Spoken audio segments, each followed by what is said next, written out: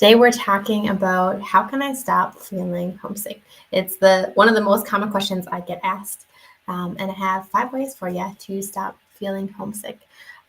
So first things first, though, if you're new here, hey, welcome. I'm Keisha Ellingson, and I teach people how to heal homesickness by leading them through the process of creating connection and excitement in their new area, even if you are super shy. Because I was also super shy. So there's some skills to learn in the process. So homesickness is something that feels overwhelming to people. And they're like, oh, they know they can change it, but they're like, how? Like, how do I fix this overwhelming feeling of being homesick? So I have 5 things for you today. The number one thing is, first thing is get out of your house. It seems simple, but when you are feeling very lonely and homesick, it's actually, we actually do the opposite, right? We withdraw because going out and being alone in public is more painful than being alone at home. Like, you can kind of tell yourself like, oh, I'm just going to watch a movie. And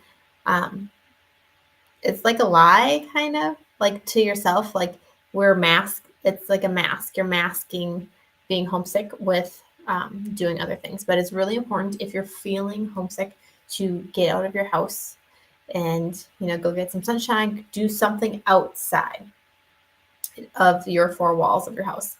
Okay, another thing, number 2, is get in touch with the people back home. But there is a catch here, okay? You cannot spend all of your time connecting with people from back home, because then that's you living the same life, but just from a remote location. And that will kind of create a more homesickness, because all of your connections are coming from one area. So keep in touch with them, get in touch with them, make sure you're upkeeping some of those relationships, but then also not spending all of your connecting time there and connecting with other locals too. The third thing that will help you stop feeling homesick is by creating parts of home in your new area. So if your mom used to burn like these certain candles, and you love the smell, you love coming home to the smell, you can go get those candles. Or say if it was a family tradition to go out and get ice cream on Sunday, you can still do that. You can go out and get ice cream on Sunday.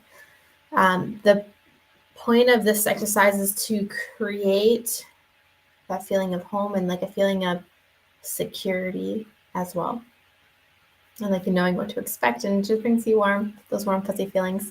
The fourth thing to do to help you stop feeling homesick is don't judge your feelings about homesickness and make them wrong. So feelings are just feelings, they're neutral.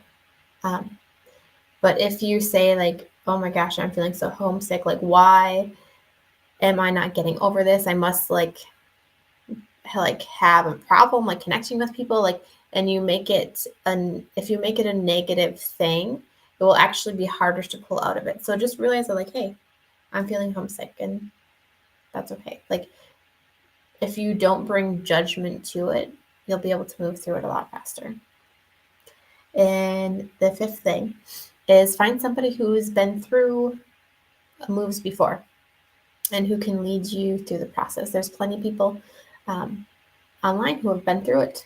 So find somebody who you can ask questions and get your questions answered.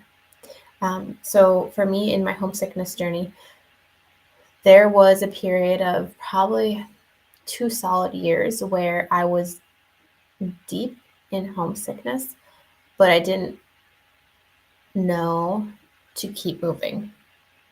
And so instead of getting out of my house, interacting with some local people, like creating parts of home in my new area, instead of doing those things, I withdrew and I started to sink into homesickness and really sinking into loneliness. And the further you let yourself sink down there, the more that comes with it.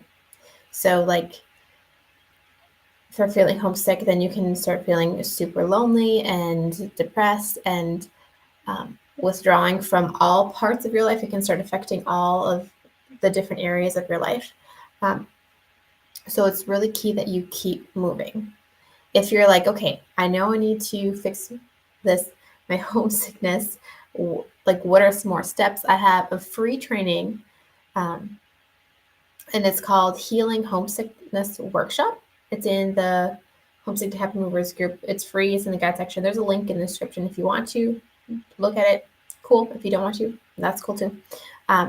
But the main point is to take steps. If you're feeling homesick, take steps that will keep you moving forward.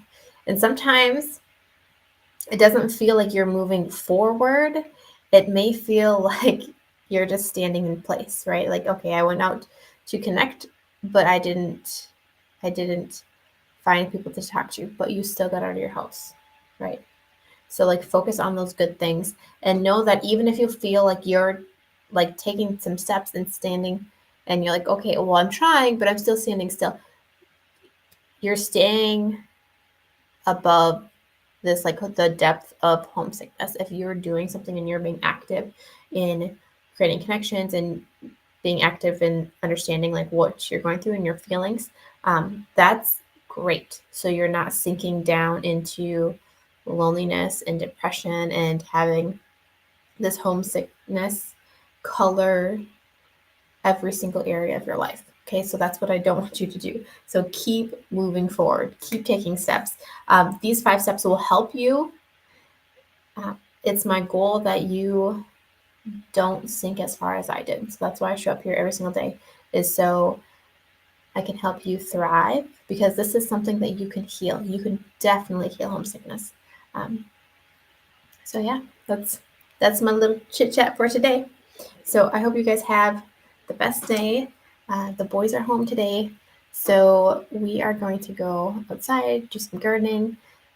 They have tablet time right now, so I figured I should come on and do it while they're playing on tablets. They have, I think, 5 chores apiece that they have to do in order to achieve tablet time. So they have a few minutes, but I'm gonna get going here. So I hope you guys have a